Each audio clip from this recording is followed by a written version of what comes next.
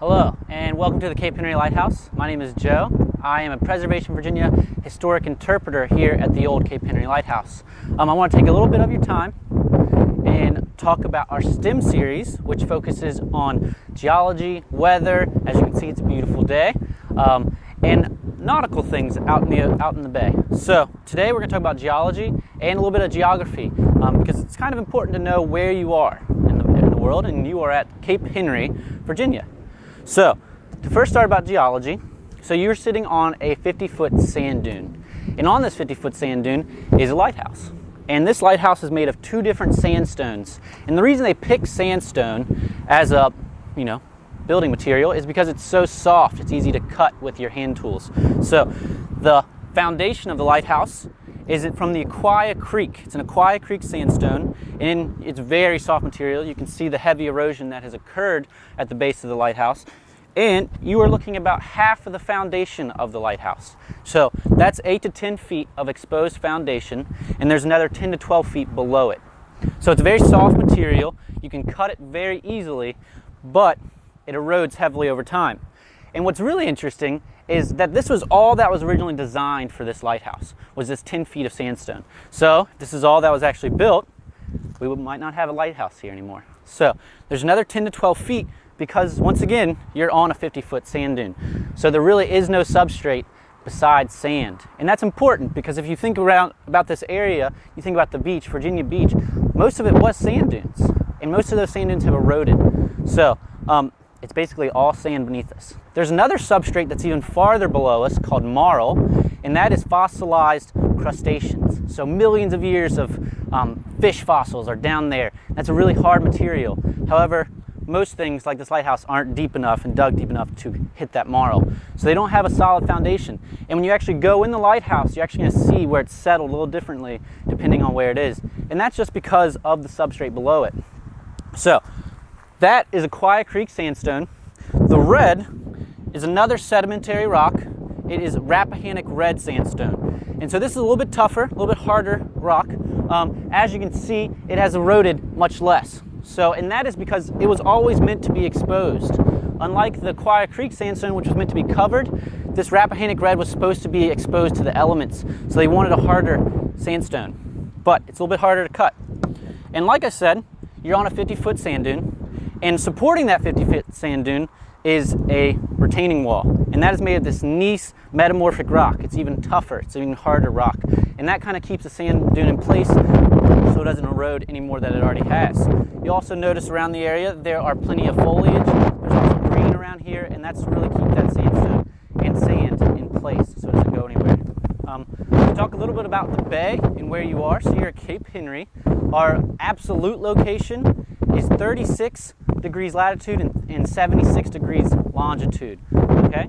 Our relative location is we're at the southern tip of the mouth of the Chesapeake Bay. On the other side of the bay, the northern tip of the mouth of the Chesapeake Bay, we have Cape Charles, Virginia. There's a lighthouse over there that's actually the brother of this lighthouse. The bay itself was formed about 35 million years ago by a bolide impact. And for you guys that don't know what a bolide impact is, it's a meteor. It's a giant meteor striking the Earth. And so that meteor actually hit the Chesapeake Bay area, and that caused this unique bay formation that we have now. I don't know if you guys are familiar with Virginia, where you guys are from, but all of our rivers are pretty much watersheds of the Chesapeake Bay. So everything flows into the Chesapeake Bay.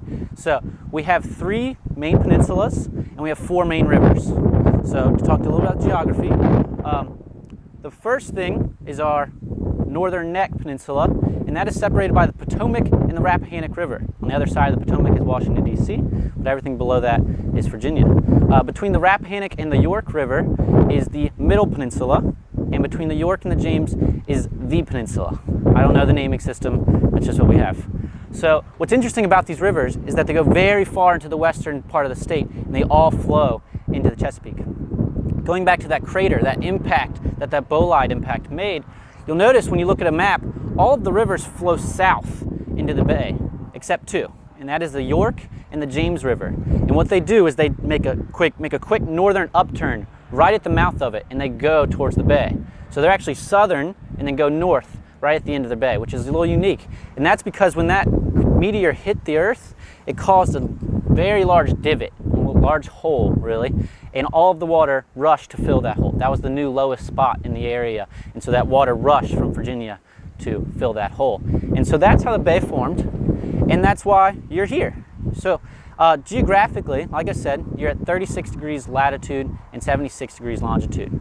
You are at pretty much the easternmost portion of Virginia. And Virginia has three main geographical areas, three main sections. So we have the Tidewater region, which is where you're at, and it's called the Tidewaters because during the high tide, all this seawater goes all the way up to Richmond. So the Tidewater region actually stops in Richmond. That would be what's called the fall line, the geographic fall line of Virginia. From Richmond to the Appalachian Mountains is called the Piedmont region, and everything from the Blue Ridge and the Allegheny and the Appalachian Mountains is called the Alleghenies.